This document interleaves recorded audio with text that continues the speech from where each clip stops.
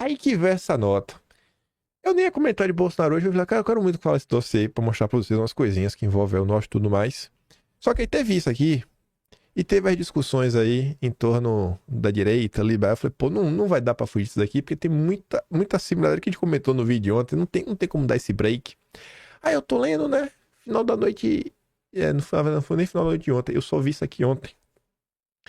Hoje, para buscar a reeleição, Lula precisa de Bolsonaro e Marçal elegíveis. Dividir para conquistar é ensinamento dos grandes teóricos e parece cada vez mais necessário para o atual presidente do Brasil, dado ao contexto de polarização enrijecida e um governo bastante deficitário em entregas e que tão pouco tem conseguido devolver aos seus eleitores a expectativa que gerou no último pleito com sua volta. É mesmo? O Lula? É mesmo? Tá com dificuldade deficitária em entrega? Quem poderia imaginar? Porque, segundo a Globo, é o melhor governo da história do Brasil. Lula amarga sua pior avaliação como presidente em seus 3 mandatos, mesmo tendo passado por crises do tamanho de um mensalão e outras oportunidades.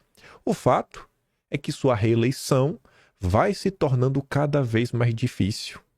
E a estratégia de dividir a oposição tem se tornado cada vez mais necessária para que possa continuar no poder pós-2026. Tem algumas coisas que eu acho que eu tenho uma habilidade, alguma leitura de cenário. E uma delas, que eu falei para vocês também, é que isso daqui vai começar a aparecer cada vez mais, e já era previsto, que eu falava, gente, quando passar as eleições municipais, vocês já vão começar a ver as primeiras mudanças. Mas mudança para valer, para você bater o martelo e ver como é que vai estar o clima, abril. Por que abril?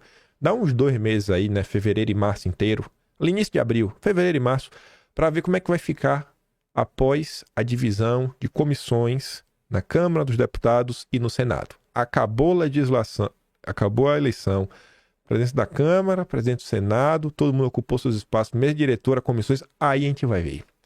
Aí o pau vai começar a torar, para valer. Mas já tá assim.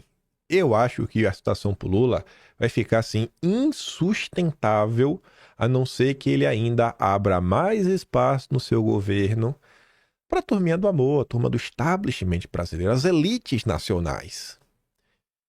Você acha que tá muito? Vai piorar. Para a preocupação do entorno de Lula, além de pouca capacidade de vencer em 2024, candidatos não bolsonaristas da centro-direita foram os principais ganhadores desta contenda.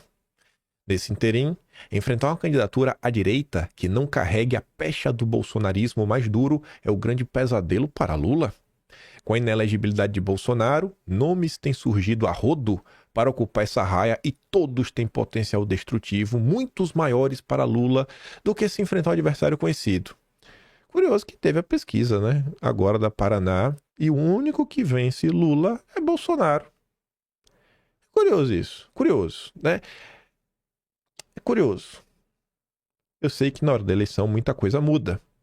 E a lógica desse jornalista, dessa análise, é partindo do pressuposto que esses candidatos mais à direita, eles estão na oposição, então a população, né, insatisfeita tende a votar no outro candidato, e eles não teriam a mesma rejeição de Bolsonaro. Mas o curioso é que o nome deles foi testado e eles amargam lá a lanterninha das pesquisas.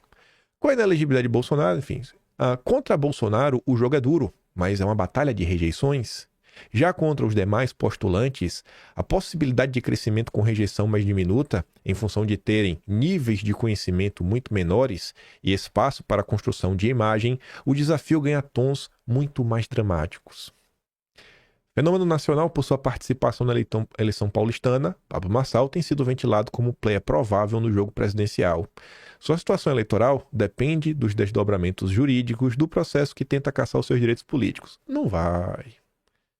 Pablito, União Brasil, direita BTG. Felipe Sabará já foi lá, aperta a mão do André Esteves. Tá safe, não pega nada. Pode ter certeza aí que em 26 é candidato. Tem a bênção do BTG. E aí o jornalista comenta que o Marçal é bom pro Lula. Porque o Marçal, né, tem altíssima rejeição, e deveria realmente, né? Meu Deus do céu. E depois falei outros nomes, né? E ele aparece na frente de outros candidatos, como Zema, Caiado, Ratinho Júnior, enfim. Com o dólar atingindo pela primeira vez na história R$ 6, e com a agenda econômica que tem gerado muitas críticas, além de uma estagnação completa de mobilidade social da população, ninguém tá ficando mais rico, tá todo mundo pobre do mesmo jeito, Lula terá dificuldades até o final de seu governo, que já passa da metade do mandato, para se reerguer. Olha os termos utilizados. Para se reerguer, já caiu? Se reergue quem já caiu, né? O cara não tá mais em pé. Pesquisa do Instituto Paraná mostra que 51% dos brasileiros desaprovam a gestão federal. É curioso ele citar isso. Nessa nota ele não cita que o mesmo Instituto Paraná fez aquela pesquisa esta semana que mostra que Bolsonaro é o candidato que derrotaria Lula se a eleição fosse hoje. Sendo que 42,3% deles consideram o terceiro governo Lula ruim ou péssimo. Num cenário comparativo, de agosto de 2023 para novembro de 2024, em pouco mais de um ano, houve um aumento de 11% de pessoas que rejeitam a gestão. Desafio enorme para Lula, que venceu a eleição com a diferença ínfima de votos e quem tem toda a sua experiência como líder máximo da nação nunca enfrentou um cenário tão desolador. Eleitoralmente, a preço de hoje, Lula precisa se agarrar aos 46% dos brasileiros que ainda aprovam e torcer para uma divisão na sua oposição. Apesar do péssimo cenário, a montagem do jogo político do próximo pleito pode fazer Lula vencedor até mesmo em primeiro turno.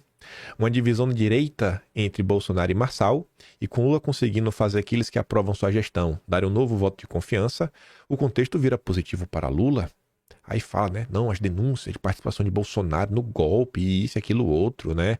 Enfim, faria Bolsonaro adversário ideal para Lula, principalmente se tiver alguém como Marçal, que tem capacidade de penetrar neste campo e dialogar diretamente com esse eleitor mais conservador. Curioso que também está dando tudo certo, né? Que Marçal vem para disputar com Bolsonaro.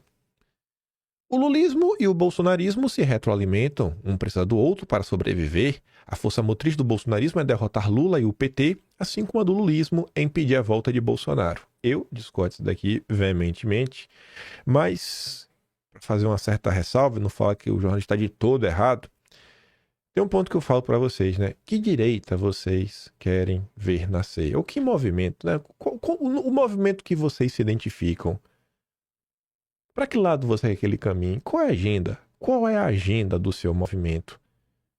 Quando, para fazer parte do seu grupo, basta apenas estar contra o Lula, Geraldo Alckmin, de 3 anos atrás, 3 anos, é pouco tempo, ele estaria com você. Foi 3 anos atrás a mudança do Alckmin. 3 anos atrás foi a mudança do Alckmin. Ele estaria com você. Como vários desses grandes políticos estarão com você porque eles serão anti-Lula. A tendência é que o Kassab esteja contra o Lula. Você vai estar junto com o Kassab? Hoje a direita critica bastante o Kassab. Aí vai se unir com o Kassab porque ele vai ficar contra o Lula. Então tem que ter alguma coisa além do... Não, eu sou contra o Lula. Pô, beleza, bacana, você é contra o Lula, mas... E aí? Tem mais alguma coisa para oferecer? Qual é a agenda que você tem para oferecer nessa área? E a agenda não é você falar o seguinte, não, eu sou a favor do cidadão poder se defender. Pô, beleza, massa. E o que é que você propõe para isso acontecer? Qual é o plano? Qual o plano? Tem que ter um plano. Tem que aprofundar o debate público. Mas enfim, né? A inelegibilidade de Bolsonaro é um risco atroz para Lula. Não ter alguém como Marçal que divida o outro campo também é muito ruim para Lula, que precisa fugir de um segundo turno no qual o tema não será só posições ideológicas, mas a continuidade ou não de um governo frágil ou de pouquíssimas realizações. 2025 será fundamental para a construção desse cenário. Se o governo não conseguir melhorar, Lula precisará da tática bélica romana para tornar sua reeleição possível, né?